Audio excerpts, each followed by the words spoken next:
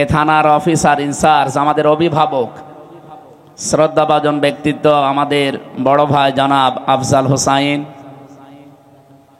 এ থানাতে আরো যারা দায়িত্বশীল আছেন, প্রশাসনের অন্যান্য যে ভাইরা এসেছেন আজকে মাহফিলে, ওয়েলকাম জানাচ্ছি কোরআনের অনুষ্ঠানে। বিশ্বনবী জানিয়েছেন দুইটা চোখ জাহান্নামে যাবে না, তার ভেতরে এক নম্বরে ওনারা যারা জনগণের জানমাল ইজ্জত আবরু হেফাজতের জন্য রাত জেগে পাহারা দেয়। ওনারা যদি দায়িত্ব পালন না করে কি অবস্থা দাঁড়ায় আপনারা আগস্টের 6, 7, 8 তারিখ আমরা টের পেয়েছি, এখনো টের পাচ্ছি, মানে এখনো আমরা স্বস্তিতে অন্তত পুরা নিরাপত্তায় নেই। কারণ সম্পূর্ণ নিরাপত্তা পাওয়ার জন্য যে কাজগুলো আঞ্জাম দেওয়া দরকার এখনো সেই কাজ এ দেশে শুরু হয়নি। নিরাপত্তা, স্বস্তি, শান্তি এগুলো দেওয়ার একচ্ছত্র মালিকানা প্রশাসনের। একটু জোরে বলে। আর আল্লাহ দেবে কাদের? আল্লাহ পাক বলেন আল্লাযীনা আমানু ওয়া লাম ইয়ালবিসু ঈমানাহুম বিযুলমিন উলাইকা লাহুমুল আমন ইলা আখিরি আয়াহ। সূরা আনআম 7 নম্বর পারা 17 নম্বর পৃষ্ঠার প্রথম নম্বর লাইনের 82 নম্বর আয়াতের প্রথম অংশে আছে। এটা তাফসিরে ফি জিলালিল কোরআন থেকে বলছি। আল্লামা সাইয়্যিদ কুতুব রহমাতুল্লাহ আলাইহি লিখেছেন আল্লাযীনা আমানু, যারা ঈমান আনে, ওয়া লাম ইয়ালবিসু ঈমানাহুম বিযুলমিন, এবং তাদের ঈমানের সাথে যারা শিরিক এবং জুলুম মিশ্রণ করে না। এখানে জুলুম মানে শিরিক। তাদের ঈমানের সাথে যারা শিরিক মিশ্রণ করবে না, আল্লাহ পাক উলাইকা মানে আঙ্গুলের এভাবে ইশারা দিয়ে জানিয়েছেন এরাই, উলাইকা লাহুমুল আমন, আমি আল্লাহর পক্ষ থেকে নিরাপত্তার হকদার। কোরআনে কারিমে সূরা ইউনূসের ভেতরে আমি পড়েছি সুম্মা নুনাজ্জিল্লাযীনা তাকাও, সুম্মা নুনাজ্জিল্লাযীনা তাকাও ওয়া নাযারুয যালিমিনা ফিহা জিসিয়্যা। সূরা মরিয়মে আছে এটা। কিয়ামতের দিন যেদিন আল্লাহ পুলসিরাত মানুষকে পার করতে দেবেন, এটা পুলসিরাতের আয়াত। আপনারা অনেকে পুলসিরাত সংক্রান্ত আয়াত খুঁজে পান না, যে পুলসিরাতের আয়াত কোরআনে। সেদিন একজন বলছিল যে না, কোরআনে মনে হয় পুলসিরাতের কোনো আয়াত নেই। সূরা মরিয়ম এটা ৭০, ৭১, ৭২ এই আয়াতগুলো পড়বেন, দেখবেন পুলসিরাত সংক্রান্ত বিষয় এখানে আলোচনা করা আছে। কিয়ামতের দিন আল্লাহ পুলসিরাতটা বানিয়ে দেবেন জাহান্নামের উপর দিয়ে। মিজানে যখন আপনার সবকিছু শেষ হয়ে যাবে কর্মকাণ্ড, এরপরে আপনাকে জান্নাতে আল্লাহ প্রবেশ করানোর জন্য এই ব্রিজটা পার হওয়া লাগবে, এই সেতুটা। এটা তো আর যমুনা সেতু, পদ্মা সেতুর মতো না, এত বড় লম্বাও হবে না, চুলের মতো চিকন হবে আর হীরার মতো ধার হবে। আর এরকম ৬-৭ কিলোমিটার, ৮ কিলোমিটারও না। পৃথিবীতে এত বড় সেতু কোনো জায়গায় নেই। ৩০,০০০ বছরের মতো রাস্তা। আল্লাহ তাআলা বলেন ওয়াইম মিনকুম ইল্লা ওয়ারিদুহা কানা আলা রাব্বিকা হাতমাম মাকদিয়্যা সুম্মা নুনাজ্জিল্লাযীনা তাকাও ওয়া নাযারুয যালিমিনা ফিহা জিসিয়্যা। অবশ্যই তোমাদেরকে আমি পুলসিরাত পার করাবো। এই পুলসিরাত পার করানোর সময় যাদের ঈমানের সাথে জুলুম, শিরিক এগুলো মিশ্রণ ঘটে নাই, তাদেরকে আমি বাঁচিয়ে দেব। আর যাদের শিরিকের গন্ধ পাওয়া যাবে, এদের বাঁচানো না, এরা কেটে কেটে জাহান্নামের ভেতরে পড়বে। ওয়াকাদিমনা ইলা মা আমিলু মিন আমালিন ফাজআলনাহু হাবাআম মানসুরা। এটা আছে সূরা ফুরকানের 23 নম্বর আয়াতে। কিয়ামতের দিন এই শিরিক মিশ্রিত আমল ওর মুখের উপরে ধূলিকণার মতো নিক্ষেপ করা হবে। বলেন নাউজুবিল্লাহ। এই আয়াত থেকে যেটা প্রমাণ পাওয়া যায়, যদি কেউ আল্লাহর পক্ষ থেকে স্বস্তি, নিরাপত্তা পেতে চায়, মাস্ট বি তাকে তার ঈমান, শিরিক এবং জুলুম মুক্ত করা লাগবে। আমাদের যা ঈমান, আমাদের ঈমানকে আর শিরিক যুক্ত করার জন্য বহু কায়দা কৌশল চলছে। আমি সামনে যাব ইনশাল্লাহ। 2 নম্বরে জুলুম, এটা তো আরো মারাত্মক। তাহলে আমার যে কথা ছিল, ওনারা নিরাপত্তা দেওয়ার জন্য রাত জেগে জেগে পাহারা দিচ্ছে। আমি এখান থেকে কুষ্টিয়া পর্যন্ত যেতে কমপক্ষে 5 থেকে 6 জায়গায় এই ভাইদেরকে পাওয়া যাবে। ওই মানুষগুলো সারা রাত জেগে আছে, পাহারা দিচ্ছে। এই জন্যে যারা জনগণের জানমাল ইজ্জত আবরু হেফাজতের দায়িত্বে আছেন, এই চাকরিটা শুধু চাকরি না, এটা একটা ইবাদত। আর পুলিশের চাকরিতে যেহেতু কোনো ডিউটি নেই, সেটা 8 ঘন্টা 10 ঘন্টা না, 24 ঘন্টায় ডিউটি। ওনারা যদি টয়লেটে বসে থাকে, যদি ডাক দেয়, আমার মনে হয় ওই অবস্থায় চলে আসা লাগে। কারণ আমার দোলা ভাই পুলিশ, আমার চাচা পুলিশ, বাবাও ছিল এক সময়, এখন আর নেই। এই জন্য আমি ওনাদের কাজ কারবার কাছ থেকে দেখেছি, বহু কষ্ট স্বীকার করা লাগে এই কাজগুলোতে। এই জন্য এই চোখটা যেন আল্লাহ জাহান্নামের আগুনে না জ্বালান, সেরকম কাজকর্ম তাদের জীবনে করার তৌফিক আল্লাহ দান করে। তো পুরাটা জীবনই ওনাদের এবাদত, 24 ঘন্টায় এবাদতের ভেতরে আছে। 2 নম্বরে ওই চোখ জাহান্নামে যাবে না যারা রাতের বেলা নিজের গুনার কথা স্মরণ করে কান্দে। এখানে 2 প্রকার মানুষই আমরা আছি, ওনারাও আছে। এখানে রাত জেগে গুনার কথা স্মরণ করে কন্দন করা মানুষ নেই। সুতরাং আমরা 2 প্রকার চোখই নিয়ে এখানে বসে আছি। এই চোখ দিয়ে আজকে আল্লাহর কোরআনে কারিমের কিছু কথা দেখতে চাই, কান দিয়ে শুনতে চাই। আল্লাহ আমাদের তৌফিক দেন, বলেন আমিন। আমি যে কথা তুলেছিলাম ওইদিকে যাবো ইনশাল্লাহ। দল মত জাতি বর্ণ ধর্ম নির্বিশেষে আজকের এই অনুষ্ঠান, এটা কি শুধু মুসলমানদের জন্য সাজিয়েছেন? না, অন্য ধর্মের যদি কেউ এসে থাকেন, নাকি এই থানায় অন্য ধর্মের মানুষ নেই? আছে। অন্য ধর্মের কেউ যদি এসে থাকেন, আপনাকে ওয়েলকাম জানাচ্ছি।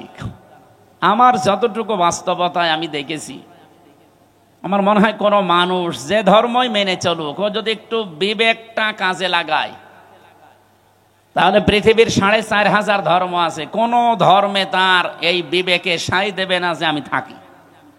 শুধু মান বলবে, টেনে আসবে যে আমি এই পৃথিবীর শান্তির ধর্ম ইসলামে যেতে চাই। কয়েকদিন আগে যশোরে এক কলেজের অধ্যাপক, বিসিএস ক্যাডার, ওনারা বলেছিলাম যে স্যার, আপনাকে মুসলমান হওয়া লাগবে না, আপনি শুধু আমাদের ধর্মীয় গ্রন্থ কোরআন শরীফটা একটু বুঝে বুঝে পড়বেন। আপনি বাংলায় পড়েন, ইংরেজিতে পড়েন, যেভাবেই হোক বুঝে পড়বেন।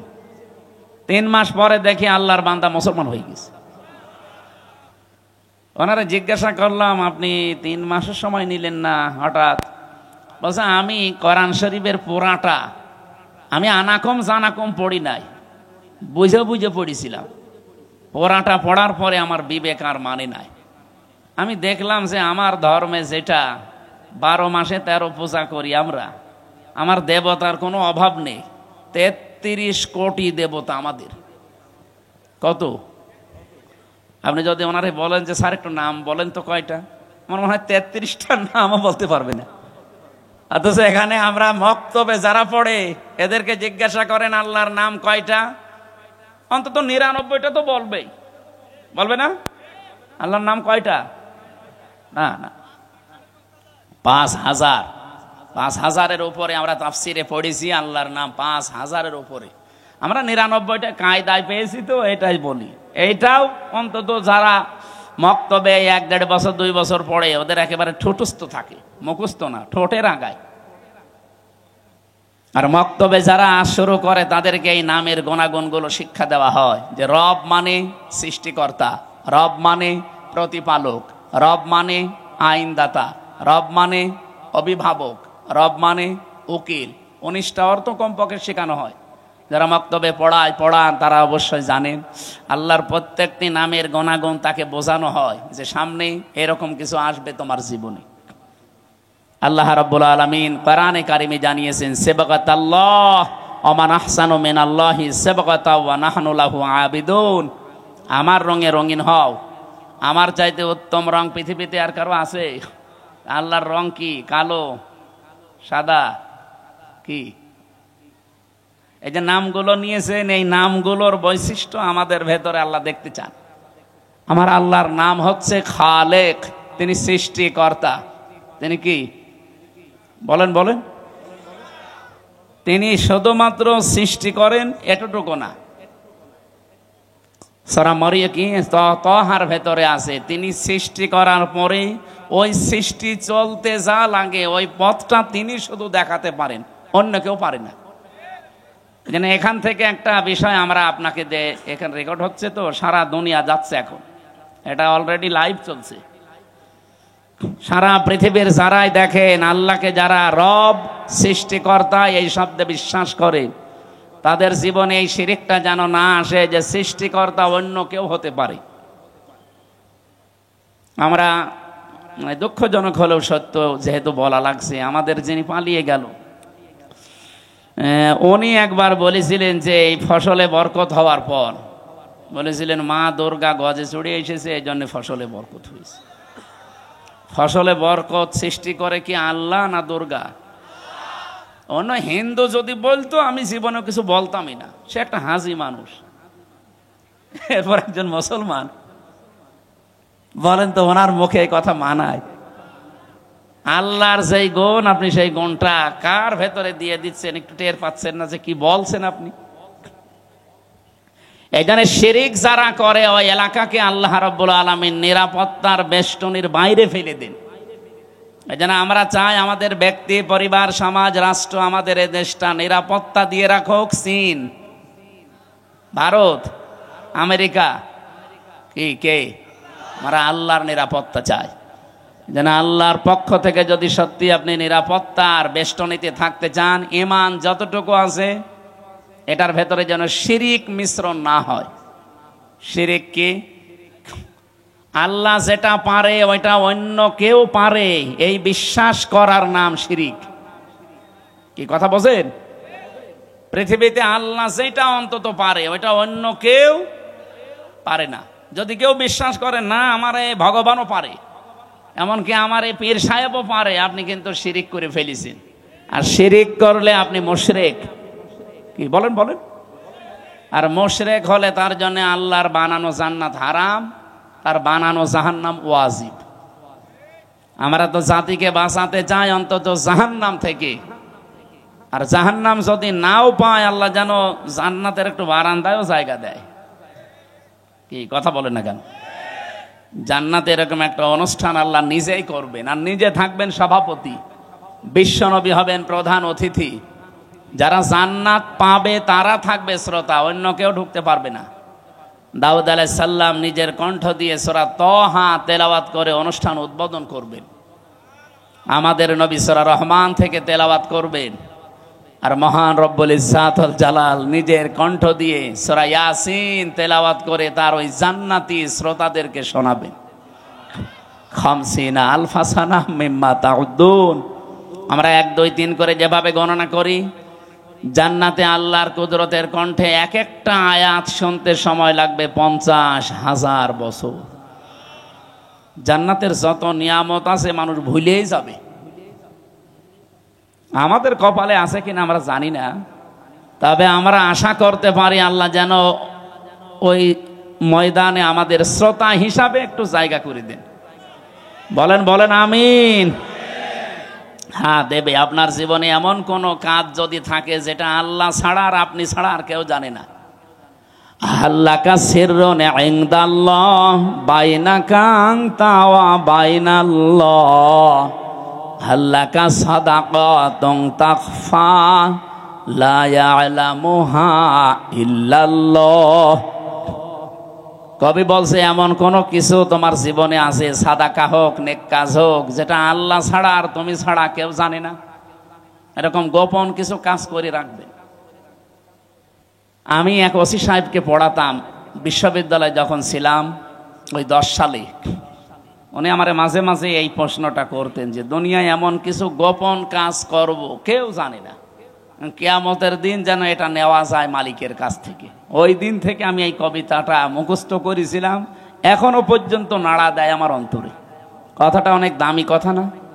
আপনি গোপনে এমন কিছু করে রাখবেন যেন অন্য কেউ জানে না। ওই যে পাহাড়ের যে 3 যুবকের ঘটনা আমরা শুনি, তাদেরকে আল্লাহ মুক্ত করেছিলেন তাদের গোপন এই নেক কাজের কারণে। তারা 3 জনেই গোপনে আল্লাহকে খুশি করার জন্য এমন এমন নেক কাজ করেছিলেন যেটা আর কেউ জানতো না। আল্লাহ রাব্বুল আলামিন ওই 3টা নেক কাজের ওসিলা দিয়ে তারা এই গোপন কাজের যেই দোয়া করেছেন, এত বড় বিশাল বিপদ যেখানে মরণ ছাড়া উপায় ছিল না, ওই বিপদ আল্লাহ কাটিয়েছেন, কালো মেঘ দূর করে দিয়ে তাদেরকে আল্লাহ বাঁচিয়ে দিয়েছেন। এই জন্য এমন এমন কাজ জীবনে করে রাখবেন। এই যে যারা সেজদা দেন, রাতের বেলা উঠে একটু নিরিবিলি, পৃথিবীর সব ঘুমিয়ে গেছে, এমন একটা সেজদা লাগাবেন, অন্তত এক সেজদায় যেন 1 ঘন্টা কেটে যায়। আমি জেলখানায় থাকতে 3টা বছর বহু সেজদা এমন পেয়েছি, মানুষকে নিচেও দিয়েছে, মজাও লাগে একটা আলাদা। আপনি 45 মিনিট 1 ঘন্টা সেজদায় পড়ে থাকেন, কিছু বলাও লাগবে না, শুধু এমনি পড়ে থাকবেন, মনে হবে আল্লাহর কুদরতি পাই আমি পড়ে আছি। একটা আলাদা অনির্বচন শোক আপনাকে আল্লাহ দান করবে, যেটা কিনতে পাওয়া যায় না। আল্লাহ আমাদের জীবনে এরকম কিছু গোপন নেকির কাজ করার তৌফিক দেন, বলেন আমিন। আমার ভাইরা, আমার যে কথা তোলার ছিল আমি তুলেছি। আমাদের ঈমান আমরা শিরিক মুক্ত করতে চাই। নিরাপত্তা দেওয়ার একচ্ছত্র মালিকানা আমার আল্লাহর। পৃথিবীর কারো নিরাপত্তা নিয়ে মানুষ স্বস্তি শান্তিতে থাকতে পারে না যতক্ষণ আল্লাহ নিরাপত্তা না দেয়। কি কথা বলেন? কত মানুষকে নিরাপত্তা দেওয়ার জন্য এগিয়ে আসতেছে না। বাংলার মানুষেরা যতদিন পর্যন্ত আল্লাহর এই নিরাপত্তা আপনি না পাবেন, বাইরের যত বড় উন্নত রাষ্ট্র নিরাপত্তা দিয়ে তাদের নিরাপত্তারই তারা গ্যারান্টি দিতে পারছে না। ইসরায়েলে দেখেছেন আজকে 12:30টার সময় কি ভূমিকম্প। অলরেডি একদিকে দাবানল জ্বলছে, আর একদিকে ভূমিকম্প। ওদের 112টার উপরে উন্নত মেশিন কাজ করছে, পানি, ঔষধ এবং এই যে স্প্রে দিয়ে আগুন লেভাতে সক্ষম হচ্ছে না। কারণ এই আগুন তো আর হামসা ধরায়নি, আগুন ধরিয়েছে কে? সারখার হয়ে যাচ্ছে পুড়ে।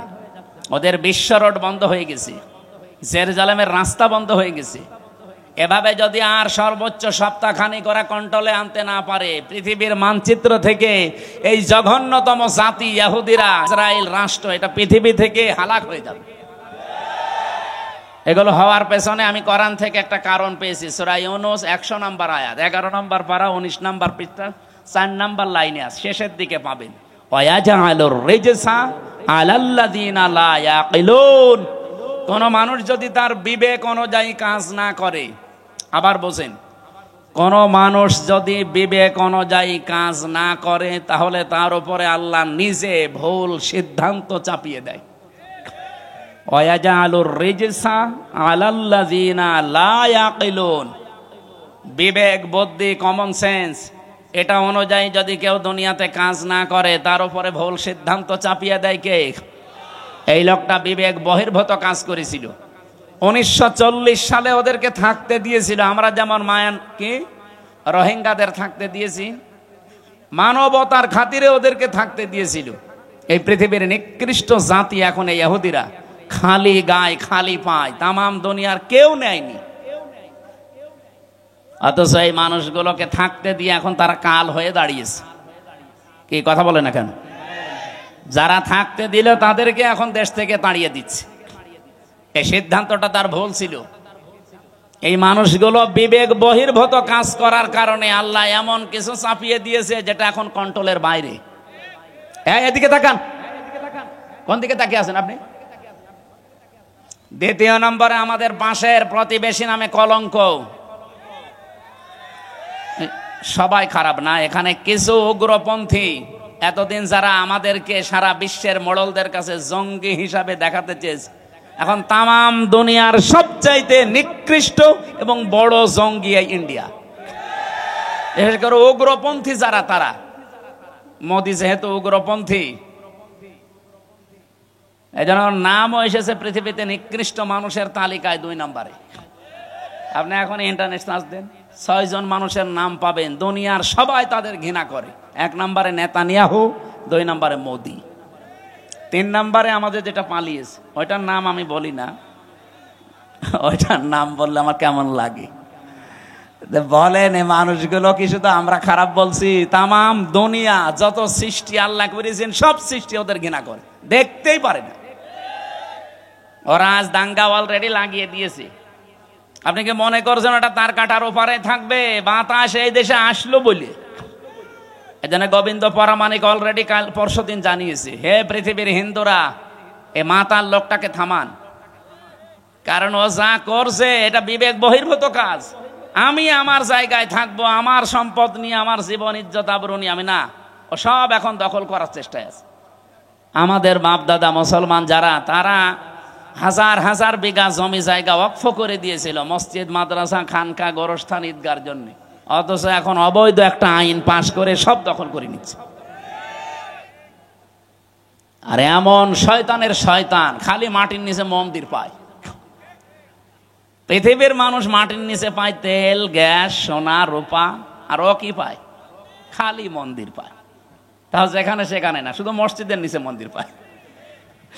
এখন যদি বাংলাদেশে আমরা আওয়াজ তুলি যে ঢাকার স্বামীবাগের ইসকন মন্দির, এটা 1000 বছর আগে মসজিদ ছিল, এটা ভেঙে ফেলা হবে, মানবেন? আর আমরা করবো না, কারণ আমাদের এই ধর্মে এরকম বাড়াবাড়ি, জোর জবরদস্তি, এ দাঙ্গা, এগুলো আছে। লা ইকরাহা ফিদ্দিন, ধর্মে কোনো বাড়াবাড়ি নেই, যার ধর্ম সে পালন করবে। এই দেশেই তো এই জন্য পৃথিবীতে আমাদের দেশটা আজ মানে উজ্জ্বল দৃষ্টান্ত হয়ে আছে। এই 54 বছরে আমরা আরো উপরে থাকতাম যদি প্রতিবেশী না থাকতো। এই শয়তানরা আমাদের উঠতেই দেয়নি, খালি মিথ্যা ছড়িয়েছে। মাইক্রোসফট রিপোর্ট দিয়েছে তামাম দুনিয়ার 257টা দেশ নিয়ে, যে পৃথিবীতে সবচাইতে বেশি মিথ্যা তথ্য পরিবেশন করে ইন্ডিয়া। ওরা আল্লাহর একটা একটা করে ঘর সব ভেঙে ফেললো। কতগুলো ঘর ভেঙেছে দেখেছেন? আজকেও একটা ঘর ভেঙেছে। আমার মনে হয় আমার নিজের ঘর ভাঙলেও আমাদের মুসলমানের কাছে এত কষ্ট লাগতো না, আল্লাহর ঘর ভাঙলে আমাদের যত কষ্ট লাগছে।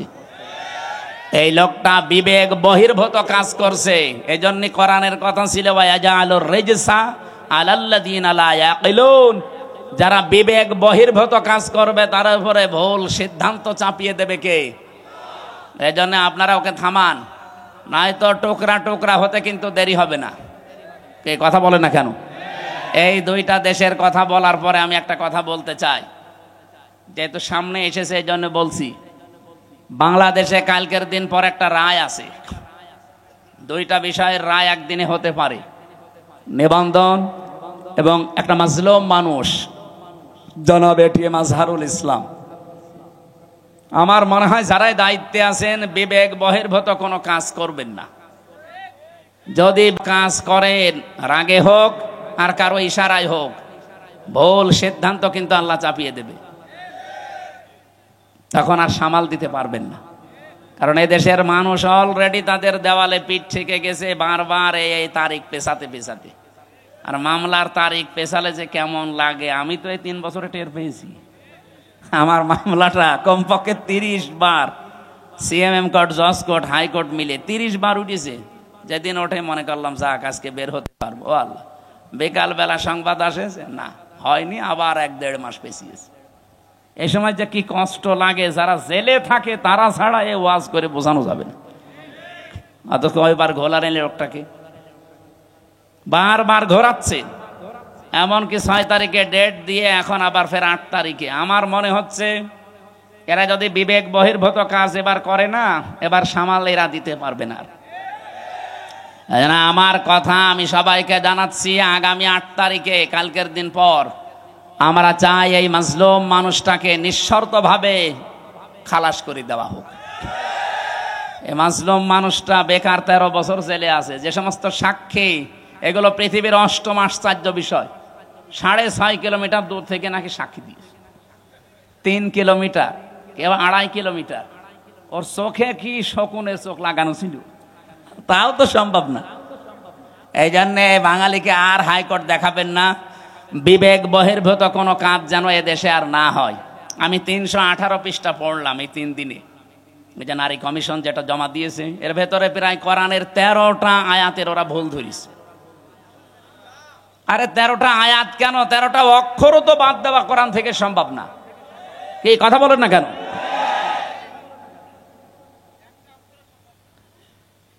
26টা আয়াতের বিরুদ্ধে ওরা মামলা দিয়েছিল, ভারতে কেস করেছিল যে এগুলো বাতিল করা লাগবে।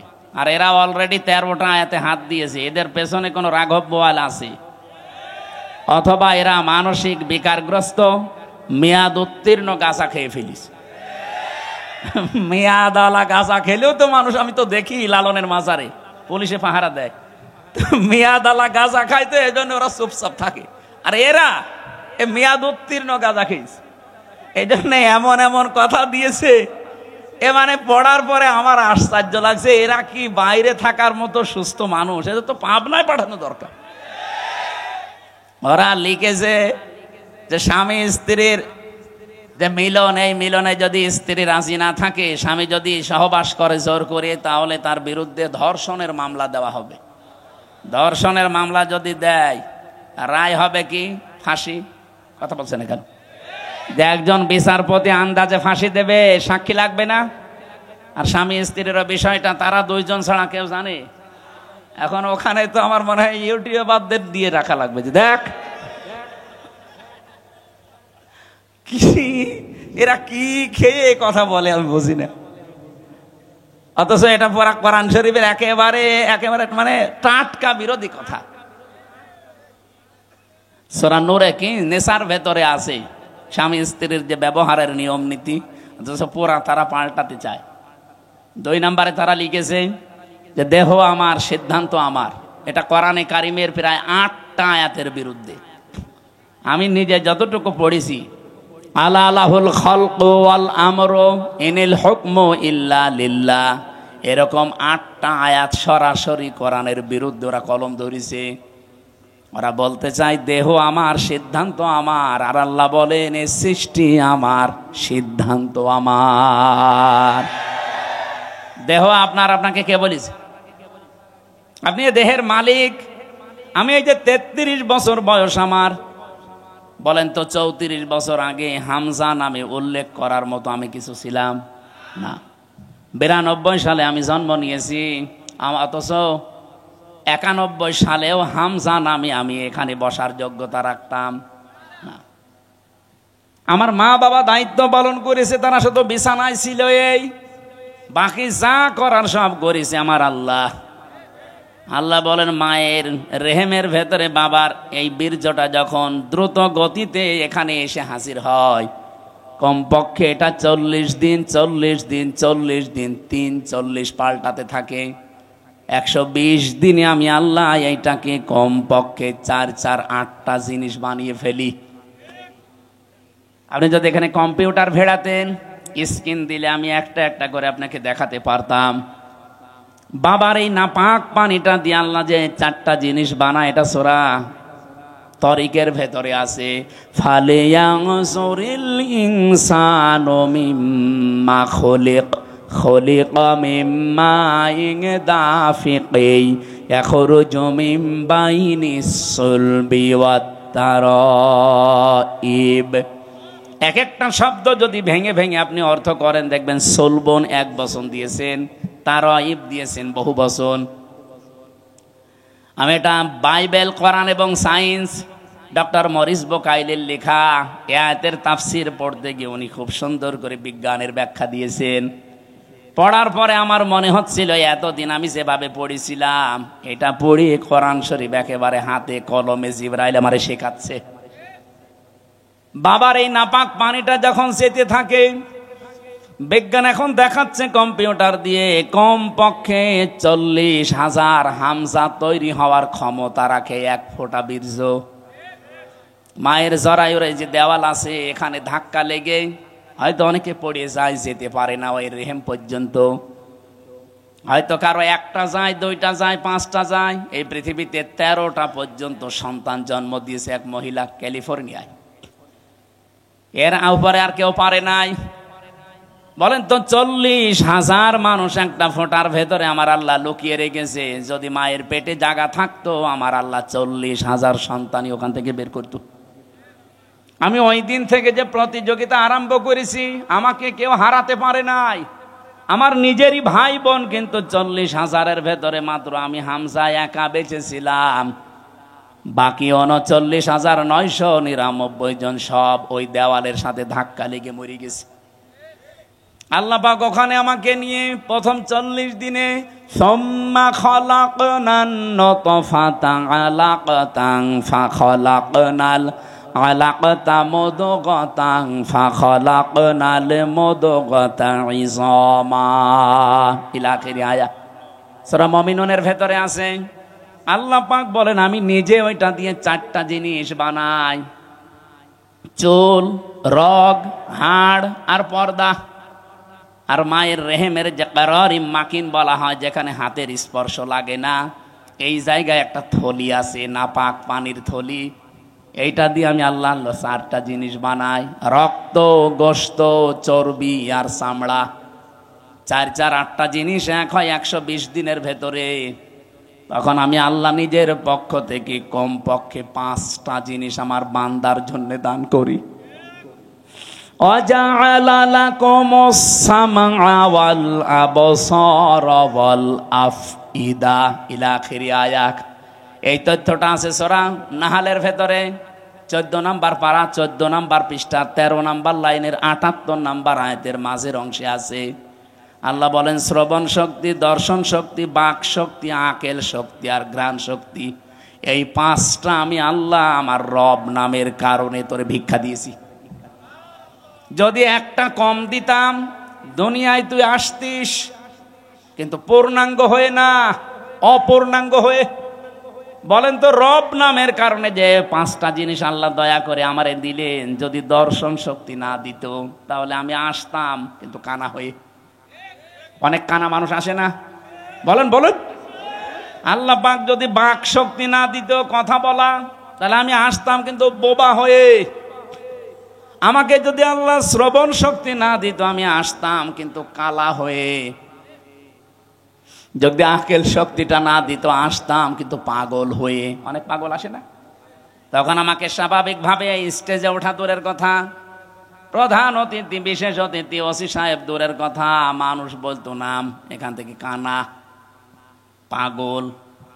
স্টেজের ধারে পাশেও পাগল কানারে আসতে দিত। একটুখানি এই জায়গায় নিজেকে নিয়ে ভাবেন, আল্লাহ কি দয়া আপনার উপরে করলেন। এই জন্য মানুষের ওই দুর্বল জায়গায় আল্লাহ পুরা কোরআনে যেখানেই উনি ইঙ্গিত দিয়েছেন, এমন শব্দ ব্যবহার করেছেন যেটা আল্লাহরও বিশ্বাস হতে চায় না। সূরা বাকারার 27 নম্বর আয়াতে দেখবেন, 28 নম্বর আয়াত, আল্লাহ রাব্বুল আলামিন বলেন কাইফা তাকফুরুনা বিল্লাহি ওয়া কুনতুম আমওয়াতান ফাআহইয়াকুম সুম্মা ইউমীতুকুম সুম্মা ইউহয়ীকুম সুম্মা ইলাইহি তুরজাউন। মানুষ আমার সাথে নাফরমানি করে কি করে? আমার বিধান মানতে চায় না, ও এত সাহস পায় কি করে? এই জন্য আল্লাহ শব্দ শুরু করার আগে কাইফা দিয়েছেন। এখানে যারা আরবি গ্রামার বোঝে, যারা বালাগাত মানতে পড়ায়, ওদের জিজ্ঞাসা করেন কাইফা শব্দটা কমপক্ষে 29টা অর্থে ব্যবহার হয়। আমি সামারাইজ করে 19টা অর্থে পেয়েছি। এর ভেতরে 13 নম্বর একটা কায়দা বালাগাত মান থেকে আছে। কাইফা শব্দ সেন্টেন্সের আগে ব্যবহার করা হয় এই জন্যে যেটা আল্লাহরও বিশ্বাস হতে চায় না। আল্লাহ বলেন কাইফা তাকফুরুনা বিল্লাহ, মানুষ আমার সাথে নাফরমানি করে, কুফরি করে, আমার বিধান মানতে চায় না। কেমন করে? অথচ মৃত ছিল, ওকে আমি জীবন দিয়েছি। আল্লাহরও বিশ্বাস হচ্ছে না যে লোকটা আমার সাথে কুফরি করতে পারে, এজন্য শব্দ দিয়েছেন কাইফা। এজন্য মানুষ আমরা যখন কুফরি করি, আল্লাহর নিয়ামতের শুকরিয়া আদায় না করে নাফরমানি করি, তখন আল্লাহ আশ্চর্য হয়ে থাকে যে কি এও আমার সাথে নাফরমানি করতে পারে, অথচ কি ছিল? মৃত ছিল। বলেন বলেন। ওখান থেকে আমি আল্লাহ 6 মাসের পরে ওরে জীবন দিলাম। বিজ্ঞান এখন দেখাচ্ছে মানুষের মায়ের পেটে 6 মাসের আগে পর্যন্ত কিন্তু জীবন দেওয়া হয় না। এর আগে বিভিন্ন স্ট্রাকচার তৈরি করা হয়। 360টা হাড় দিয়েছেন আল্লাহ, জোড়া দিয়েছেন, 9768 প্রকার চামড়া দিয়েছেন শরীরে। এক এক জায়গার চামড়ার গুণাগুণ এক এক রকম। কমপক্ষে আপনার বিভিন্ন জায়গায় যে চামড়াগুলো আছে, চামড়ার সাথে এমন কিছু সেট করা আছে, এই যে শুধু এই চামড়াটুকুতে 153টা রগ দেওয়া আছে, রেখা। পৃথিবীর আজ পর্যন্ত কোনো মানুষের এই জায়গাটা একজন আর একজনের সাথে মেলে নাই, কিয়ামতের আগে মিলবেও না। 153টা রেখা যদি কেটেও যায় আপনার দেখবেন ঠিক হয়ে যাবে। আমার এই জায়গাটায় ছোটবেলায় একবার কাজ ঢুকে নষ্ট হয়ে গিয়েছিল। আমি পরে সাপ নিয়ে দেখেছিলাম যে না ঠিক হচ্ছে না, কিছুদিন পরে দেখি আগেরটায় আবার ফিরে গেছে। তাহলে এইটা কিয়ামতের আগ পর্যন্ত আমার সাথে 153টা রেখার কারো মিলছে না, মিলবেও না। এর পেছনে একটা শক্তি কাজ করছে, তিনি কে? শুধুমাত্র জহব্বা বানিয়েছেন আল্লাহ। এই যে জহব্বা বলা হয় জিবা, বিজ্ঞান এখন এই জহব্বা নিয়ে গবেষণা করে জানিয়েছে এর ভেতরে কমপক্ষে 2 কোটি আস্বাদন স্তর আছে, স্বাদ নেওয়ার স্তর আছে। এই পৃথিবীতে যত বড় রেস্টুরেন্ট হোক, রেস্তোরাঁ হোক, হোটেল হোক, 2 কোটি খাবার রান্না হওয়ার কোনো হোটেল আপনি পেয়েছেন? হ্যাঁ, আমি এই বয়সে আমার মনে হয় কতগুলো দেশ আমি ঘুরে আসলাম, পৃথিবীর কোনো উন্নত দেশেও এত প্রকার খাবার আমি পাইনি। সর্বোচ্চ খাবার পেয়েছি 180 প্রকার। এই যে গাজীপুরের কাপাসে একটা হোটেল আছে নিরিবিলি, তোতামিয়া, ও খাবার রান্না করে 180 প্রকার পর্যন্ত খাবার ওর হোটেলে আমি পেয়েছি। ও একটা মাহফিল দিয়েছিল, বললাম খাবার দেন তো কি কি আছে দেখি। এটা কি? বলছে কাঁঠালের পাতা ভর্তা। কাঁঠালের পাতা ভর্তা বলে এও একটা তরকারি, আর এইটা বাঁশের পাতা ভর্তা। মানে সারা দুনিয়া কুড়িয়ে মাত্র 180 প্রকার, আর আমার জহব্বার ভেতরে আল্লাহ স্বাদ নেওয়ার স্তর দিয়েছেন কত? 2 কোটি। কিয়ামত পর্যন্ত দিলেও তো এর স্বাদের স্তর শেষ হবে না। এই স্তরটা আল্লাহ দেয় কখন? বিজ্ঞান এখন জানাচ্ছে কমপক্ষে যখন 6 মাস হয়ে যায়, 6 মাসের পরে তখন আপনার ভেতরে আল্লাহর রুহু দেয়। এটা আল্লাহর সিদ্ধান্ত। রুহু কি? আল্লাহর হুকুম বা সিদ্ধান্ত। ওরা যে বলছে সিদ্ধান্ত আমার, দেহ আমার, আরে ভাই দেহ আপনার না, সিদ্ধান্ত আপনার না। এ দেহ বানিয়েছে ওই যে শুরু থেকে কে বলেন তো? আরো জোরে বলেন। মা বাবার কি দায়িত্ব ছিল? সূরা ওয়াকিয়ার ভেতরে আছে, ওরা শুধু বিছানায় ছিল, এই শেষ। বাকি যা করছে ওখান থেকে, সেই বীর্য থেকে হামজা পর্যন্ত কে? 6 মাস পরে যখন ক্ষুধার উদ্রেক দেখা দেয়, আল্লাহ পাক তখন নিজে খাবার সরবরাহ করার জন্য, তার যে রাজ্জাক নামটা আছে, ওই রাজ্জাক নামের কারণে দুনিয়ার কোনো খাবার দিলে তো আপনি হজম করতে পারবেন না, কারণ আপনার দাঁত নেই। আছে? এই জন্য মায়ের মাসিক অসুখ বন্ধ করে দিয়ে ওই নাপাক রক্তটা আল্লাহ মুখ দিয়ে দেয় না, নাভির ভেতর দিয়ে পাস করে আমাকে বাঁচিয়ে রাখে। নবীজি বলেন আল্লাহ মুখ দিয়ে না দিয়ে নাভি দিয়ে দিয়েছে কেন জানো? পৃথিবীতে আল্লাহর বান্দারা এসে যেন এই মুখ দিয়ে কোনো নাপাক জিনিস ভেতরে না দেয়। অথচ আমরা আল্লাহর এমন বান্দা যে আল্লাহ মায়ের পেটের ভেতরে মুখটা পবিত্র রেখে দিয়েছে, নাপাক রক্ত মুখ দিয়ে দেয়নি, নাভি দিয়ে দিয়েছে।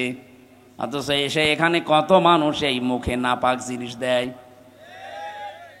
বলেন তো, সুদের টাকা আর ঘোষের টাকা এটা পাক না নাপাক? এখানে কত মানুষ বসে আছে টাকা ছেড়ে রাখে আর টাকা আসে। এটা কি বলে না? এটার আর একটা নাম আছে। বলেন তো, যে 1000 টাকা যারা ছেড়ে দিয়েছেন, মাসে মাসে 100 টাকা 200 টাকা করে বেশি দেয়, এই কাজে যারা আছেন এই টাকাটা পান, এটা কি নাপাক না পাক? যারা এগুলো করছেন তাদের ছেড়ে দেওয়া লাগবে, নয়তো আপনি নবীর হাদিস অনুযায়ী মায়ের সাথে জিনা করছেন। কারা কারা এই কাজে আছেন হাত তোলেন তো। এই এলাকা তো ভালো মনে হচ্ছে, আলহামদুলিল্লাহ। তাহলে তো ওসি সাহেবের কাছে অনেক নালিশ যায় না মনে হয়, এলাকা অনেক ভালো, একটা লোকও নেই। যারা এই যে নাপাক জিনিসগুলোর ভেতরে অন্যতম আর একটা এলাকায় চলে কিনা আমি জানি না, বেড়ি আছে, এটা ছেড়ে দেবে, এটা বদ অভ্যাস। ওটা খেলে মুখ পর্যন্ত আমার মনে হয় গন্ধ হয়ে যায়। যারা খায় তারা তো টের পায় না, যারা পাশে দাঁড়ায় তারা টের পায়। আপনি একটু চিন্তা করেন না, আপনার এই নাভির ভেতর দিয়ে আল্লাহ পাস করে আপনাকে বাঁচিয়েছে, কেন মুখ দিয়ে ওটা দিতে পারতো না? আল্লাহ জানে যে আমার বান্দা এই নাপাক জিনিস আমি মুখ দিয়ে দিলে এ মুখটা নাপাক করে ফেলবে। আমি চাই এটা পবিত্র থাক, দুনিয়ায় যে আমি আল্লাহর পবিত্র নাম যেন উচ্চারণ করে। সুবহানাল্লাহ বলতে পারেন নাই? 6 মাসের পরে যখন রুহু এসে গেছে, খাবারের উদ্রেক দেখা দেয়। আল্লাহ পাক বলেন খাবার তো এভাবে চলতে থাকে, আস্তে আস্তে আমি আল্লাহ নিজে তখন আকৃতি বানাই। ওয়াল্লাযী ইউসাউবিরুকুম ফিল আরহামি কাইফা ইয়াশা ইলা আখিরি আয়া। সূরা আলে ইমরান 3 নাম্বার পারা, এটা 9 নাম্বার পৃষ্ঠা 6 নাম্বার লাইনের 6 নাম্বার আয়াতের প্রথম অংশে আছে। আল্লাহ বলেন তিনি সে আল্লাহ যিনি মায়ের পেটের ভেতরে তোমাদের আকৃতি তৈরি করেন। তোমার যে আকার আকৃতি এটা পৃথিবীর কেউ বানায়নি, এটা আমার আল্লাহর নিজের সিদ্ধান্তে তৈরি হয়েছে। এই জন্য পৃথিবীর যত সৃষ্টি সবচাইতে সুন্দর সৃষ্টি মানুষ। কথা বলে লাকাদ খালাকনাল ইনসানা ফি আহসানি তাকওয়িম। পৃথিবীতে সবচাইতে সুন্দর করে আল্লাহ বানিয়েছে মানুষের এই চেহারাকে। এত সুন্দর আর পৃথিবীর কোন সৃষ্টির ভেতরে আপনি পাবেন না। কিন্তু এই সুন্দর চেহারার মানুষগুলো যখন নিচে নামতে থাকে, সুম্মা রাদাদনাহু আসফালা সাফিলিন, এরা এত নিচে নামে যে পশু পাখি পর্যন্ত এত নিচে নামে না। এই বাংলাদেশে নিচে নামে নাই। আসিয়ার মতো 7 বছরের মেয়েকেও যারা ধর্ষণ করতে ছাড়ে না, ওরা কি মানুষ না জানোয়ার? জানোয়ার বললেও ভুল হবে, কারণ জানোয়ারও অত নিচে নামে না।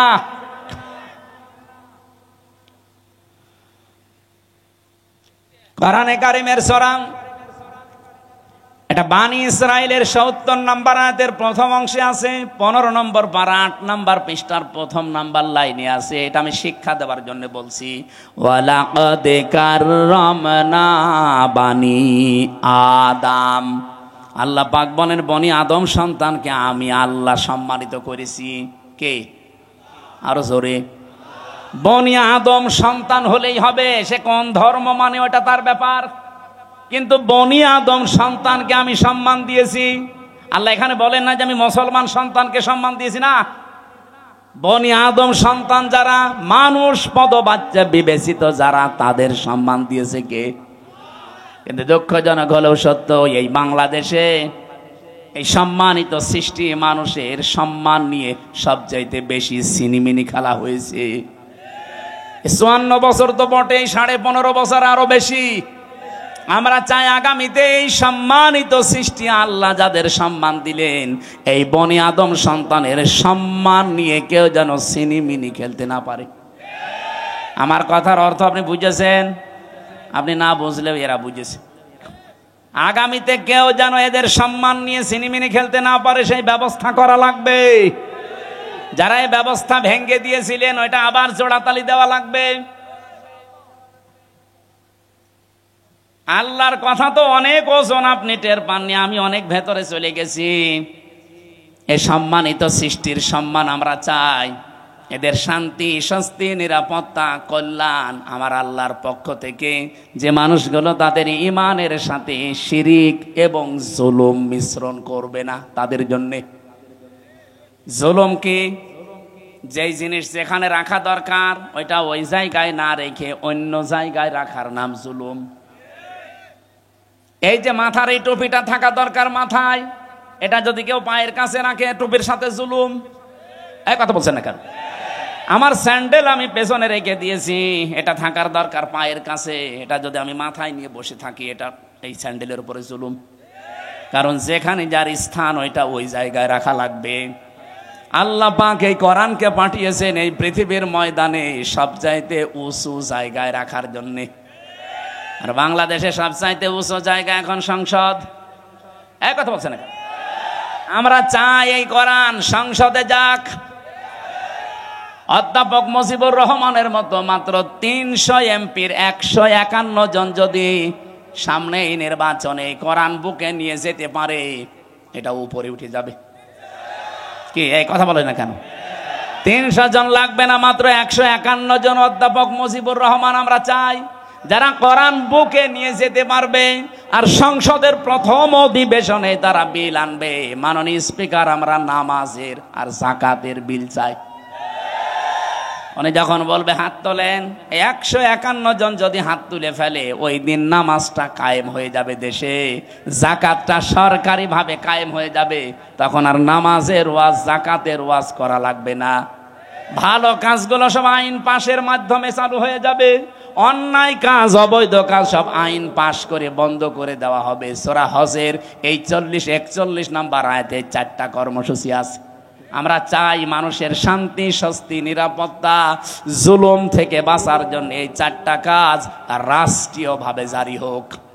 54 বছরে যারা গেছে জারি করে নাই, এবার যারা যাবে তারা যেন করে, সেই ব্যবস্থা করে দেওয়ার দায়িত্ব ফেরেশতাদের। কাদের? বলেন বলেন। আমি যে আয়াতের শেষ অংশ পড়েছিলাম এই সংক্রান্তই আমি এসেছি এবার জায়গা মতো। আল্লাহ পাক বলেন কাবুর আলাল মুশরিকিনা মা তাদউহুম ইলাই। আমি ওই কমিশনের এটা বাদ দিয়ে দিলাম। আমি একটা শিক্ষা দিতে চেয়েছিলাম, আমার মনে হয় আপনারা বুঝে ফেলেছেন যে দেহ আমার, সিদ্ধান্ত আমার, এটা আল্লাহর সাথে শিরিক। কারণ দেহ আমার না, সিদ্ধান্ত আমার না। দেহ আল্লাহ বানিয়েছে, সিদ্ধান্তও তার। ওটা সূরা আরাফের 54 নম্বর আয়াতের মাঝের অংশে আছে, আপনি বাড়িতে তাফসীরে দেখে নিন। আমার আয়াত হচ্ছে সূরা শুআরা, সূরা শুআরার 13 নম্বর আয়াতের শেষের অংশ। আমরা যদি সত্যি এই দেশে 151 জনকে সংসদে পাঠাতে চাই যারা বুকে কোরআন নিয়ে প্রবেশ করবে, এই কথা শুনলে সবচাইতে বেশি রাগ করবে মুশরিকরা। এই জন্য কাবুর আলাল মুশরিকিনা মা তাদউহুম ইলাই। হে নবী, আপনি যেদিকে ডাকতেছেন মানুষকে, যান আকিমুদ্দিন, যেটা অধ্যাপক সাহেব পড়ছিলেন, নামাজের মতো, রোজার মতো, যাকাত দেওয়ার মতোই ফরজ হচ্ছে আল্লাহর এই জমিনে আল্লাহর বিধানটা কায়েম করা। এই পৃথিবীতে যত নবী আল্লাহ পাঠিয়েছেন, শুধু 2 জন নবী বাদ দিয়ে প্রত্যেক নবীর উপরে তাদের আসল মিশন আর ভিশন ছিল এইটা, আনাকিমুদ্দিন ওয়ালা তাতাফাররাকু ফি। দিন কায়েম করো, কোনো ফতোয়াবাজি করবা না। এ বাংলাদেশে এরকম একটা পরিবেশ তৈরি হচ্ছে, দল মত জাতি বর্ণ ধর্ম নির্বিশেষে সবাই গোবিন্দ পরামানিকের মতো মানুষ বলছে এই দেশে ইসলাম কায়েম হলে আমরা সব চাইতে নিরাপদে থাকতে পারবো। আর আপনি কি বলছেন? কি সে একটা হিন্দু মানুষ যদি একথা বলতে পারে? সেদিন গাইবান্ধায় হিন্দু এক পুরোহিত, আপনারা দেখেছেন, আমিরে জামাতের আগে বক্তব্য দেওয়ার সময় বলেছে এই দেশে যদি ইসলাম যায় ক্ষমতায়, এদেশের অন্যান্য ধর্মের মানুষেরা সবচাইতে বেশি নিরাপত্তায় থাকতে পারবে। তারা অলরেডি এখন বুঝে ফেলছে। এই জন্য আমাদের জীবনের সব ফরজের বড় ফরজ এইটা হাতে নেওয়া দরকার। দিন যতদিন কায়েম না হবে ততদিন আমাদের স্বস্তি নেই। এটা কারো কাছে যদি রাজনীতি মনে হয়, হ্যাঁ এটাই আমাদের রাজনীতি। এটা যদি কারো কাছে মনে হয় যে এটা ধর্ম ব্যবসা, হ্যাঁ এটাই আমার ধর্ম ব্যবসা। কারো কাছে যদি মনে হয় এটা দুনিয়ার কাজ, হ্যাঁ এটাই আমার দুনিয়ার কাজ। কারণ আমার এই কাজ দিয়ে আমি আখেরাত তৈরি করতে চাই। আমি একা না, আমার চাইতে বড় বড় যারা, আপনি তাকান, শারআ লাকুম মিনাদ-দ্বীন মা ওয়াসসা বিহি। ওয়াসসা মানে কি? শক্তিশালী উপদেশ। আল্লাহ বলেন শারআ লাকুম মিনাদ-দ্বীন, আমি নির্ধারিত করে দিয়েছি, নির্দিষ্ট করে দিয়েছি, নির্ধারণ করে দিয়েছি তোমাদের জন্যে আমার দিনকে, মা ওয়াসসা বিহি। শুধুমাত্র এতটুকু বলে আল্লাহ শেষ করে দেননি। আল্লাহ বলেন আমি শক্তিশালী উপদেশ দিয়েছি নূহকে। হে নবী, আপনাকে দিলাম যেমন মুসাকে, ঈসাকে, ইব্রাহিমকে একই নির্দেশ দিয়েছিলাম। আমি আয়াতের তাফসীর পড়তে গিয়ে দেখেছি এই পৃথিবীতে যত নবীকে আল্লাহ পাঠিয়েছিলেন, এক একজন নবীর শরীয়ত ছিল আলাদা আলাদা, কিন্তু দিন ছিল এক। আমার কথা বোঝেন? পৃথিবীর যত নবীকে আল্লাহ পাঠালেন প্রত্যেকটি নবীর দিন ছিল এক, কিন্তু শরীয়ত আলাদা আলাদা। এটা বোঝাতে গিয়ে আমি তাফসীরে একটা উদাহরণ পেয়েছি। এই এদিকে তাকান, একজন বাড়িওয়ালা 5 জন কর্মচারী রেখেছে, এক একটা কর্মচারীর কাজ আলাদা আলাদা। মালিক কয়জন? আরো জোরে। কিন্তু কাজ যাদেরকে 5টা কর্মচারী আলাদা আলাদা দিয়েছে, প্রত্যেকটা অর্ডারের উপরে মালিকের যেহেতু হুকুম আছে, প্রত্যেকটা হুকুমের দাম আছে না নেই? তারা তো প্রত্যেকেই মালিকের কর্মচারী, কাজ এক একজনকে এক একটা ভাগ করে দিয়েছে। কেউ বাজার করবে, কেউ বাড়ি ঘর ঝাড়ু দেবে, কেউ দারোয়ানিতে করবে। আল্লাহ পাক বলেন আমি মালিক, আমি দিন একটাই পাঠিয়েছি, কিন্তু এক এক নবীর শরীয়তে জীবন বিধানের ভেতরে আলাদা আলাদা নিয়ম দিয়েছিলাম। আমাদের নবী মোহাম্মদ রাসূলুল্লাহকে আল্লাহ যে শরীয়ত দিয়েছেন, আদমকে সে শরীয়ত দেয়নি। হযরত ঈসাকে যে শরীয়ত দিয়েছে, মুসাকে সেটা দেয়নি। কিন্তু লক্ষণীয় বিষয় একটা, যত নবী এসেছে দিন সবার কিন্তু এক ছিল, আর সবাইকে আল্লাহ নির্দেশ দিয়েছে আনাকিমুদ্দিন, দিন কায়েম করো। তাফসীরে আমি দুইটা জিনিস এখান থেকে আরো ফলো করে পেয়েছি, এইদিকে তাকান। দিন যতদিন পর্যন্ত কায়েম না হবে তোমার ব্যক্তি, পরিবার, সমাজ, রাষ্ট্র, এলাকায়, আবার শুনেন, দিন যতদিন কায়েম না হবে তোমার এলাকায়, তোমার ব্যক্তিতে, পরিবারে, সমাজে, রাষ্ট্রে, যতদিন পূর্ণাঙ্গ দিন কায়েম করার সম্ভব হবে না, ততদিন পর্যন্ত যতটুকু দিন আছে অতটুকুই টিকিয়ে রাখার জন্য চেষ্টা করা লাগবে। না আমি বোঝাতে পারিনি, এটা একটু কঠিন।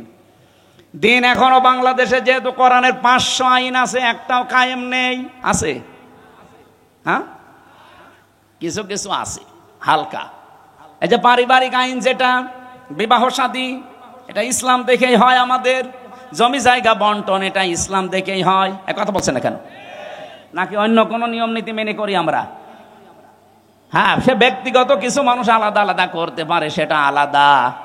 কিন্তু আমরা অধিকাংশ মানুষ অন্তত পারিবারিক জীবনী আইনগুলো এখনো আছে। তাহলে যতদিন পর্যন্ত পূর্ণাঙ্গ দিন এই দেশে কায়েম না হবে, ততদিন পর্যন্ত অন্তত যতটুকু দিন আছে এইটাকেই টিকিয়ে রাখার জন্য চেষ্টা করা লাগবে। এখন সেইটাও যদি হাতছাড়া হয়ে যায়, ওরা যে 318 পৃষ্ঠার রিপোর্ট দিয়েছে, পুরাটা পড়ি আমি নিজের এই ছোট মাথায় পেয়েছি প্রায় 13টা কোরআনের আয়াত ওরা পাল্টিয়ে ফেলেছে। এগুলো মানলে নাকি অবিচার হবে, বৈষম্য হবে। ইসলাম মানলে যদি বৈষম্য হয়, তাহলে কোন ধর্ম মানলে বৈষম্য দূর হবে বলেন তো দেখি? পৃথিবীর অন্যান্য ধর্মের কিতাবগুলো একটু টাচ করেন। ইহুদিদের ধর্ম আছে, খ্রিস্টানদের ধর্ম আছে, এই মুশরিকদের ধর্ম আছে, বৌদ্ধদের ধর্ম আছে। এদের ধর্মীয় গ্রন্থগুলো যতটুকু পারেন পড়েন। আমি বিশ্ববিদ্যালয়ে থাকাকালীন একটু টাচ পেয়েছিলাম, ওরা সবগুলো জায়গায় বৈষম্যের শিকার করে আছে। ওদের মেয়েদেরকে বিবাহের সময় যা দিয়ে দেয় ওইটাই শেষ, অথচ বিবাহের সময় মেয়েদের বাড়িতে, এদিকে তাকান, বিবাহের সময় মেয়ের বাড়ি, এটা হিন্দুদের থেকে এসেছে এই বরযাত্রীর নিয়ম। মুসলমানদের বিয়েতে কোনো বরযাত্রী যাবে না, মুসলমানদের বিয়েতে হবে অলিমা। আর অলিমা কি ছেলের বাড়ি হয় না মেয়ের বাড়ি? হ্যাঁ, ছেলের বাড়ি। এলাকায় কি বরযাত্রী যাওয়ার সিস্টেম আছে? এটা বন্ধ করা লাগবে। কোন বাড়িতে এখন আর বরযাত্রী যাওয়া যাবে না, কারণ মেয়েদের সম্মান মর্যাদা নবীজি নিজে এত বাড়িয়ে দিয়েছেন। বিশ্বনবী যতগুলো বিয়ে করেছিলেন তার 4টা মেয়ে তিনি বিয়ে দিয়েছেন, একটাকেও তিনি বরযাত্রী খাওয়াননি। উনি করেছেন নিজে অলিমা, জামাইদেরকেও করিয়েছেন অলিমা। সুতরাং আজকে থেকে তওবা করেন, আমরা বরযাত্রীর দাওয়াত পেলে আর যাব। আমার সাথে একটা ছেলে থাকে, বলছে হুজুর এই ওয়াজ আর 2 দিন পরে করবেন, আমার বিয়েটা হয়ে যাক। জায়েজ যেটা নেই, জায়েজ নেই তো জায়েজ নেই, ওইটা আমি জায়েজ করবো মানে? আজকে থেকে হারাম। এতদিন নাই না জেনে খেয়েছি, এখন আমরা আর খাবো? বরযাত্রী যাবেন, ওলিমা করেন, আমি রাজি আছি। দরকার হয় 5 দিন ধরে খাওয়ান, অসুবিধা নেই। সম্মানিত মা বোনেরা, আপনাদের এই জায়গায় নারী কমিশন হাত দিয়েছে। কত সম্মান আল্লাহ কোরআনে কারিমে, নবীজির হাদিসে সূক্ষ্ম ভাবে আল্লাহ দিয়েছেন। যদি আপনার নিজের সম্মান আপনি বুঝতেন, নিজের এই মর্যাদা ফিরে পাওয়ার জন্য আন্দোলন করতেন। আর ওরা কি কমিশন বানিয়েছে, নারীদের আরো ঠকিয়েছে। ওরা বলে যৌনকর্মী যারা, তাদেরকে শ্রমিকের মর্যাদা দেওয়া লাগবে। ওরা শ্রমিক হয় কি করে?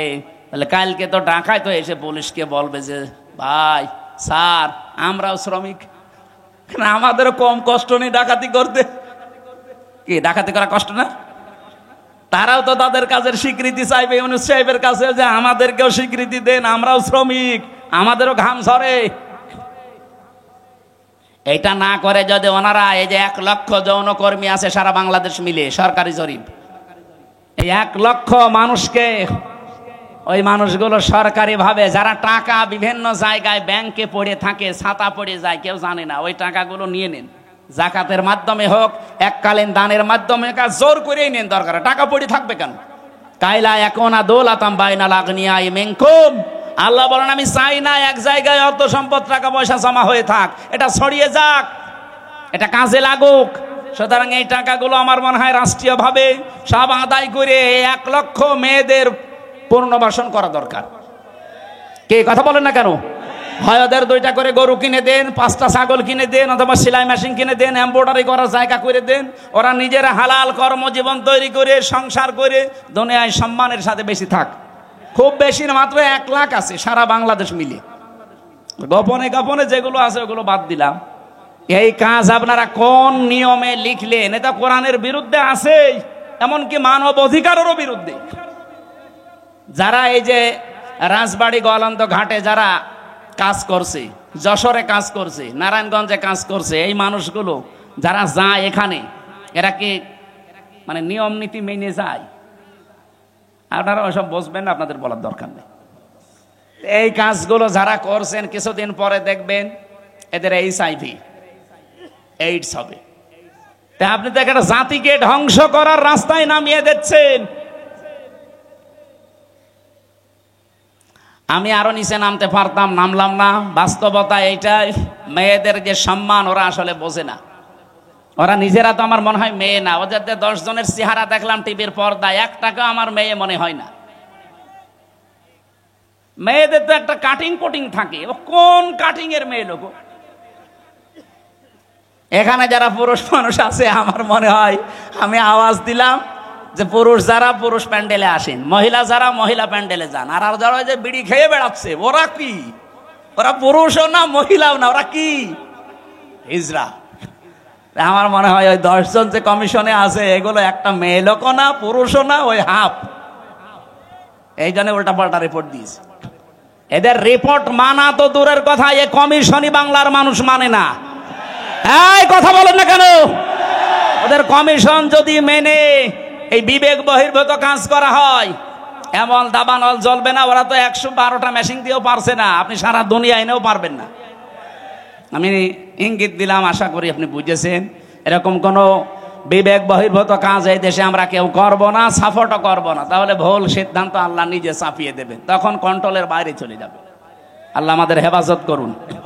তা আমরা বলছিলাম, দিন যতটুকু আছে এতটুকু টিকিয়ে রাখা লাগবে। এইটাও একটা আনাকিমুদ্দিন, পূর্ণাঙ্গ যতদিন কায়েম না হয়। যেহেতু এই দেশে এখনো অলিমার সিস্টেম নেই, না আছে? আছে কিছু কিছু জায়গায়। স্যার আপনি কি অলিমা করেছিলেন? এনে একজন করিস, এ স্যারে অনেক করিনি, অনেক বর যাত্রীর দান্দায় আছে। আমিও তো ওনার মতোই, আমি বেশি মানুষ নেইনি, মাত্র 7-8 জন নিয়েছি। শ্বশুরকে বলেছি দরকার হয় 170 জন খাওয়িয়ে দেবো। এই সময় তো বুঝতাম না। না, আমরা এখন যেহেতু বুঝে ফেলেছি এই সিস্টেম, এখন মেয়ের বাপের উপরে জুলুম বন্ধ করা লাগবে। এখন থেকে আমার অলিমা শুরু হবে।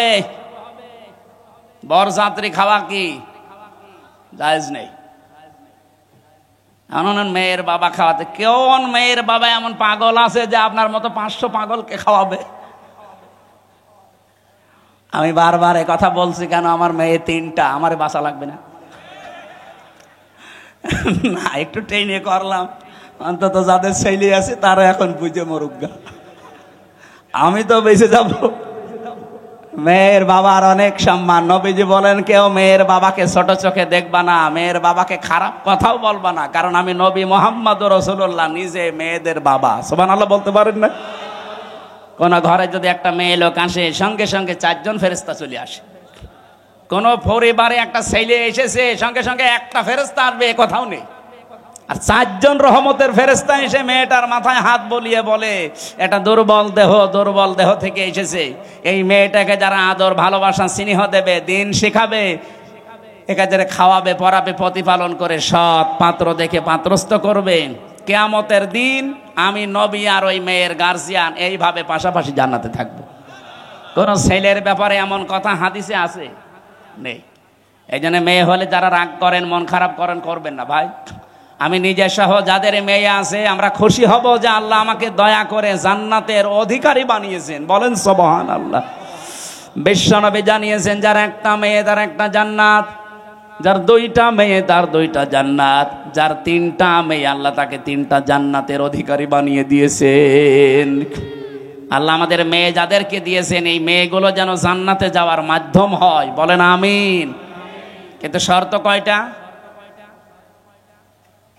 প্রথমে তাকে ভালোবাসা লাগবে, 2 নম্বরে তাকে খাবার দাবারের যে ব্যবস্থা, তার পেছনে খরচের যে ব্যবস্থা এটা করা লাগবে, 3 নম্বরে তাকে দিন শেখানো লাগবে এই পরিমাণ যতটুকু করতে পারলে সে চলতে পারে। 4 নম্বরে তাকে সৎ পাত্র দেখে পাত্রস্থ করা লাগবে। এই 4টা কাজ যদি কোনো মেয়ের গার্জিয়ান, বাবা হোক বড় ভাই হোক, এরা যদি করতে পারে কিয়ামতের দিন নবীজি বলেন আমি নিজে পাশাপাশি তাকে জান্নাতে ডেকে নেব। এবং যেই দিন থেকে মেয়ে ওর বাড়িতে আসবে ওই দিন থেকে কিয়ামত পর্যন্ত আল্লাহর রহমত তার সাথে থাকবে। নবীজি কিন্তু দুনিয়া পর্যন্ত শেষ করেননি যে রহমত শুধু দুনিয়ায় পাবে। ইলা ইয়াউমিল কিয়ামাহ, এই মেয়ে যেই দিন ওর বাড়িতে এসেছে ওই দিন থেকে আল্লাহর রহমতের একটা দৃষ্টি তার উপরে থাকবে। ওই দিন থেকে কিয়ামত পর্যন্ত আল্লাহর দয়া ওই গার্জিয়ানের উপরে থাকবে। আল্লাহ সেই দয়ার ভেতরে আমাদেরকেও শামিল করেন। বলেন আমিন।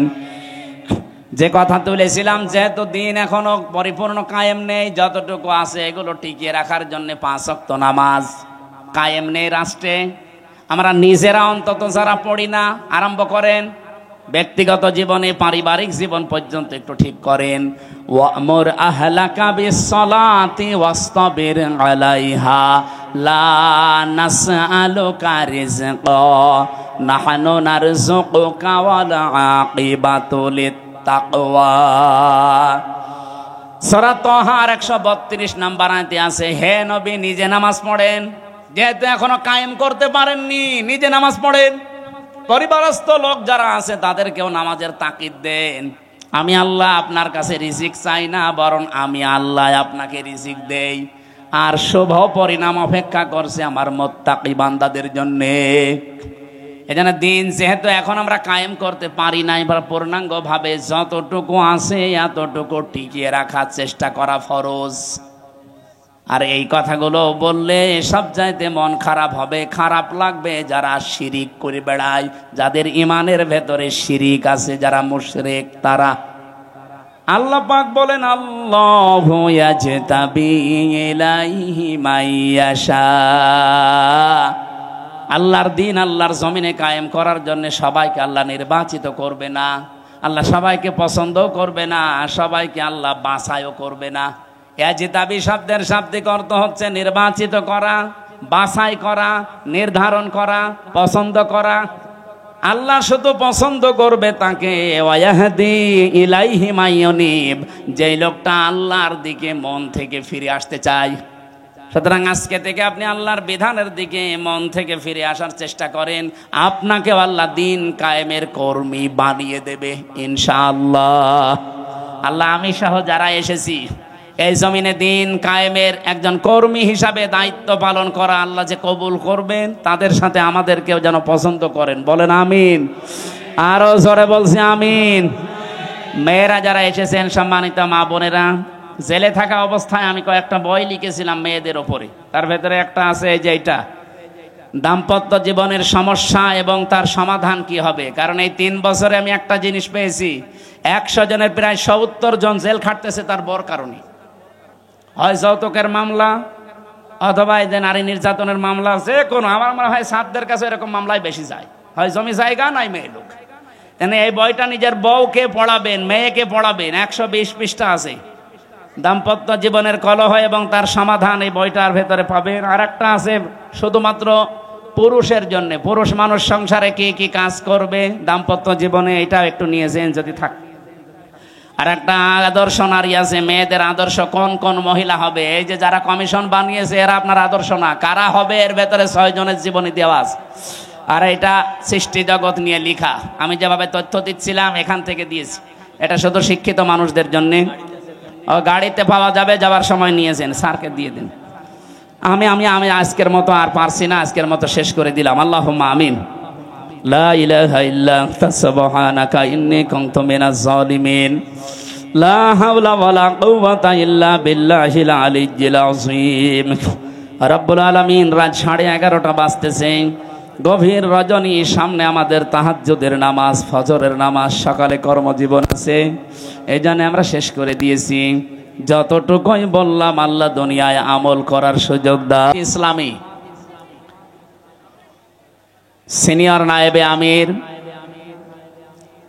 সাবেক এমপি, আপনাদের এলাকার সন্তান, বিশিষ্ট রাজনীতিবিদ, শিক্ষাবিদ জনাব অধ্যাপক মুজিবুর রহমান, হায়াতে তজ্জেবা সিহাতে কুল্লিয়া কামনা করছি, বলেন আমিন।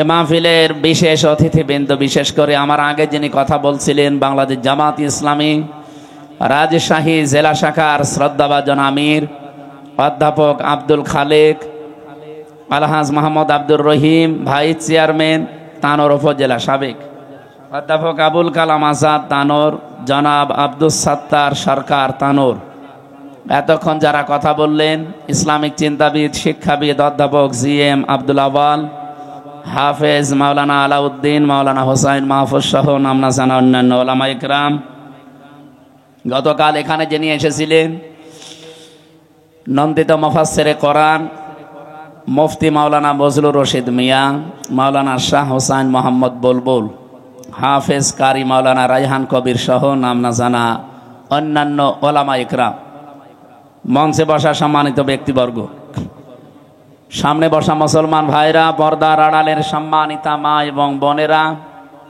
প্রশাসনের